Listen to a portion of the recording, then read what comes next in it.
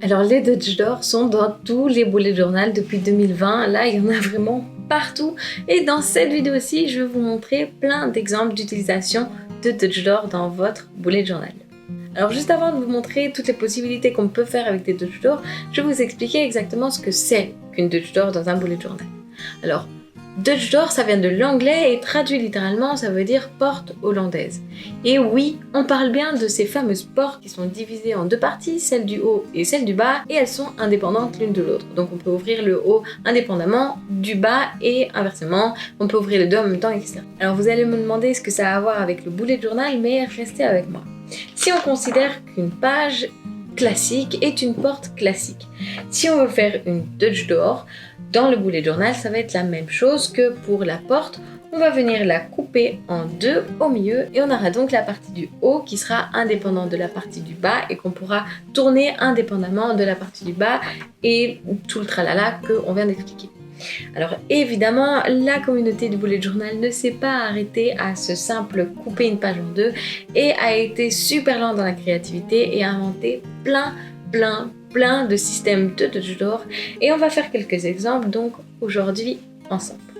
Alors vu que cette vidéo est surtout basée sur le concept de la Dutch Door et les idées qu'on peut faire avec, je vais pas commencer à m'amuser à dessiner toutes des illustrations autour.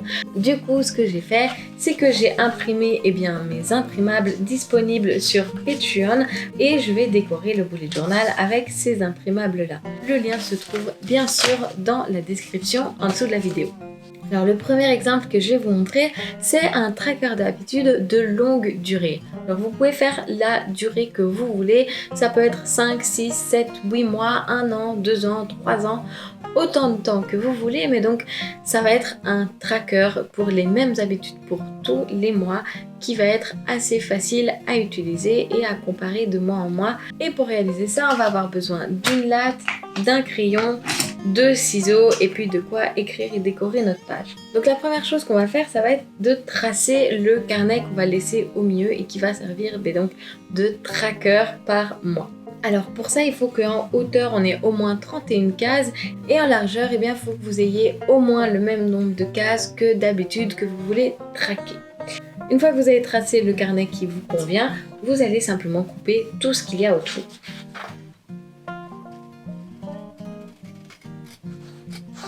On vient retracer le même carnet sur la page de gauche. Alors celui-ci, on va pas venir le couper parce que c'est ici qu'on va venir mettre les jours et les habitudes qu'on voudrait traquer. Alors c'est maintenant qu'il faut que vous décidiez le temps de tracker que vous voulez, que ce soit 2 mois, 3 mois, 4 mois, 5 mois, 6 mois et autant que vous voulez. Ici, je vais faire un exemple de 6 mois. Donc, vous pouvez aussi choisir si un mois est ici une double page ou seulement une. Et donc ici, pour l'exemple, je vais faire une seule. Donc ça, ce serait janvier, février, mars, avril et il manque encore mai, juin. Donc, je vais venir découper encore une page du petit carnet. Donc maintenant pour la page de droite, je vais faire la même chose que pour la page de gauche. Je vais venir simplement tracer la taille du carnet. Maintenant qu'on a découpé notre Dutch Door, la première étape est finie et on va pouvoir venir placer tous les éléments autour, que ce soit les dates, les habitudes qu'on voudrait traquer, le nom des mois, le titre Habit Tracker et l'illustration. On va pouvoir venir s'amuser avec tout ça.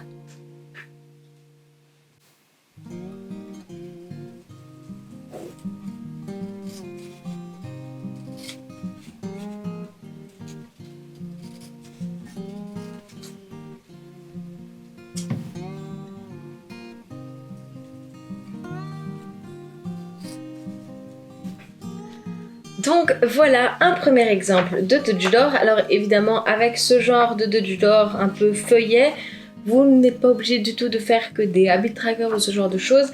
Si ça vous a inspiré d'autres idées, n'hésitez surtout pas à le faire. Et d'ailleurs, si vous avez d'autres idées avec ce genre de feuillet, s'il vous plaît, envoyez-moi des photos sur Instagram, taguez-moi sur vos photos, ce genre de choses. Je serais super ravie de voir toute votre créativité. On va passer maintenant au deuxième exemple. Ça va être une sorte de double monthly qui va permettre avec un calendrier horizontal de venir faire une Dutch Door sur le dessous. Comme ça, on peut avoir deux calendriers sur les mêmes dates qu'on ne doit pas refaire deux fois et aussi avec la même décoration de monthly. Ça peut permettre d'avoir le calendrier de business et perso ou bien votre calendrier est celui de votre conjoint, le vôtre est celui de vos enfants, le vôtre est celui de n'importe qui ou n'importe quoi. Donc ça va être très pratique et pour ça on va venir découper la page de droite en deux horizontalement sur son milieu. Ensuite, on va venir enlever toute la partie du dessus de ce qu'on vient de découper. Maintenant qu'on a donc notre Dutch Door découpé, on va pouvoir venir tracer et écrire le calendrier horizontal. Donc pour venir le placer, je viens faire une longue rangée de 1 carré d'épaisseur que je viens entourer de 2 lignes noires. Et au milieu de ces 2 lignes, je vais venir mettre les dates de 1 à 31. Une fois qu'on a mis les dates, on peut venir décorer un peu le tout. Le dessous sera donc utilisé comme calendrier. Par exemple, celui-ci pourra être mon calendrier business et celui-ci mon calendrier perso. Et je vais venir décorer tout le dessus en disant par exemple que c'est le mois d'avril.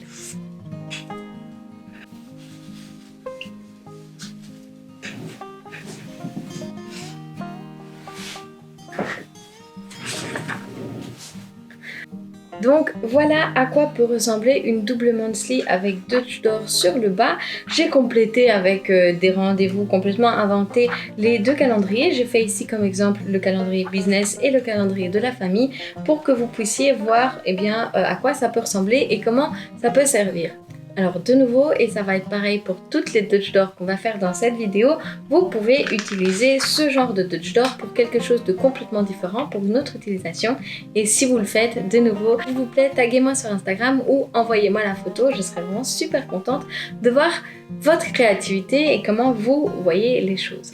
On va passer maintenant au 3e exemple qui va être un exemple de weekly où on va faire une Dutch Door verticale sur plus ou moins le milieu de la feuille. Donc les jours vont se retrouver au milieu et sur les côtés des pages qui ne seront donc pas cachées par la Dutch Door, on va venir mettre le calendrier, les notes et pourquoi pas aussi la to-do list de la semaine ou ce genre de choses. Donc on va faire ça maintenant. Alors la première étape, ça va être évidemment de découper la page de droite de nouveau en 2, mais cette fois-ci de manière verticale où on va enlever donc toute la partie extérieure. Maintenant qu'on a découpé la Dutch Door, on va venir tracer sur la page d'à côté, enfin sur les pages d'à côté, où elle vient s'arrêter et ce qu'elle vient cacher des pages qui sont restées complètes. De faire ça, ça va venir nous aider à placer tous les éléments de cette page-ci, par exemple les jours qui vont se retrouver dans la Dutch Door et puis tous les éléments extérieurs.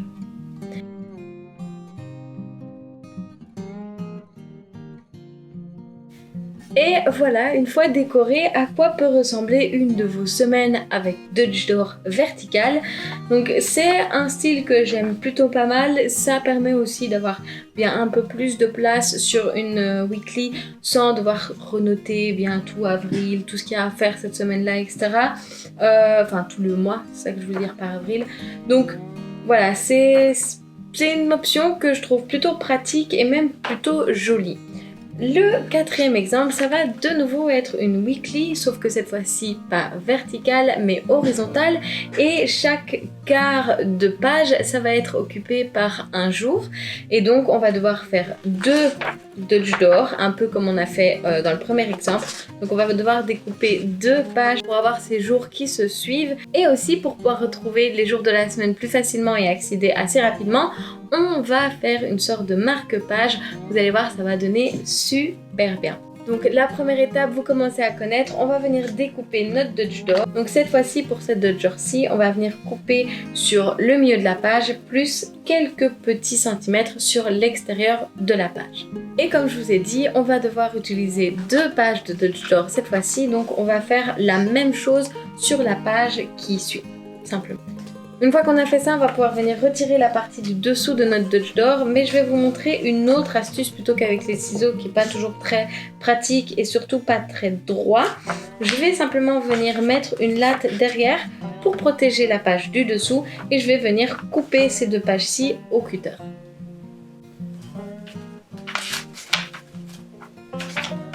Et voilà!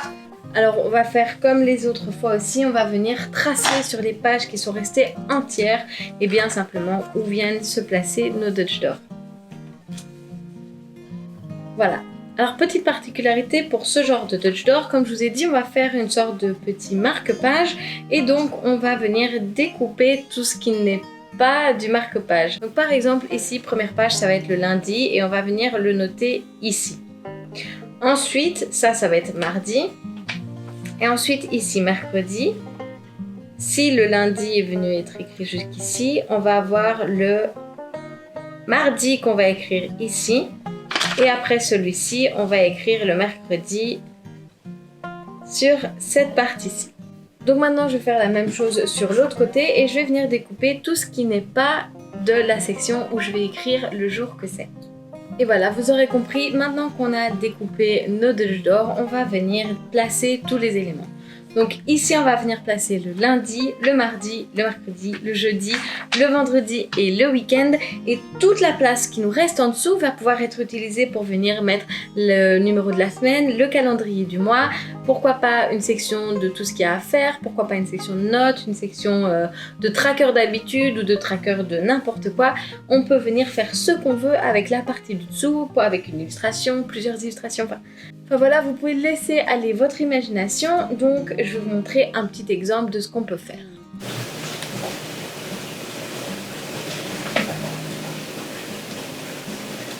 Donc voilà à quoi peut ressembler une weekly avec une Dutch d'or comme celle-ci et comme ce genre-ci. On va maintenant passer au dernier exemple qui va être un monthly, mais plutôt un mois entier en fait. Donc ça va être une Dutch d'or verticale avec sur le côté le calendrier du mois, donc avec la date de 1 à 31. Sur l'autre côté, toute la to-do list du mois et toutes les choses qu'on a à faire le mois. Et puis au milieu, on va y retrouver toutes les semaines de ce mois-là. Donc pour cette Dutch d'or-ci, on va devoir couper bien plus de feuilles que ce qu'on a déjà coupé jusque maintenant. Mais au final, c'est un mois entier. Et donc, on va venir découper à la verticale plus ou moins au milieu, et bien 4 feuilles. Et donc, ça va nous faire un feuillet où les 5 semaines vont tenir. Donc, on va venir maintenant découper ça. Pour cet exemple-ci, on va faire la même chose que pour le précédent. On va venir découper des petits marque-pages pour pouvoir venir retrouver assez vite notre semaine. Ça y est, on a notre Dutch d'or avec nos marque-pages et vous l'aurez compris, on va venir placer tous les éléments de cet exemple-ci, donc chaque semaine, et puis les éléments des côtés, donc le calendrier et la to-do list.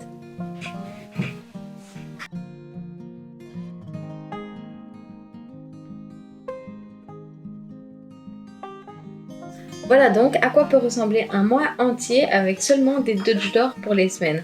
Ça peut être super pratique pour avoir toujours le calendrier à côté de notre semaine pour pouvoir regarder directement les rendez-vous qu'on a au moment même et puis avec évidemment la liste de toutes les choses à faire dans le mois. Je trouve ça vraiment super pratique et ça peut aider énormément. Alors évidemment, il y a encore plein de manières de faire des Dutch d'or. Par exemple, depuis 2020, j'utilise cette technique pour à chaque fois faire la page de garde de mes mois. Donc par exemple, ici en février, j'ai fait une Dutch d'or comme celle-ci. En janvier, j'ai fait une Dutch d'or comme celle-ci. Et en mars, comme celle-ci. Alors, excusez-moi, il y a un peu de noir ici. Il y a eu de l'eau qui est tombée. Merci beaucoup, Wolfie. Et c'est avec ce genre de Dutch d'or à chaque fois le même type que je vais faire toutes les pages de garde de mes mois de 2020. Donc voilà ce qui conclut cette vidéo. Alors comme je vous ai dit, il y a encore énormément de types et d'idées de Dutch d'or. Donc je vous conseille vraiment d'aller un peu regarder sur Instagram, sur Pinterest et pourquoi pas sur YouTube aussi. Il y a quelques idées de Dutch d'or et plein d'autres utilisations de ce fameux genre de page. J'espère vraiment que cette vidéo vous aura plu. Moi je vous dis à tout de suite dans une prochaine vidéo. Si vous ne savez pas encore quoi regarder, YouTube devrait vous proposer une vidéo qui devrait vous intéresser vous particulièrement. Donc moi je vous dis à tout de suite dans cette prochaine vidéo.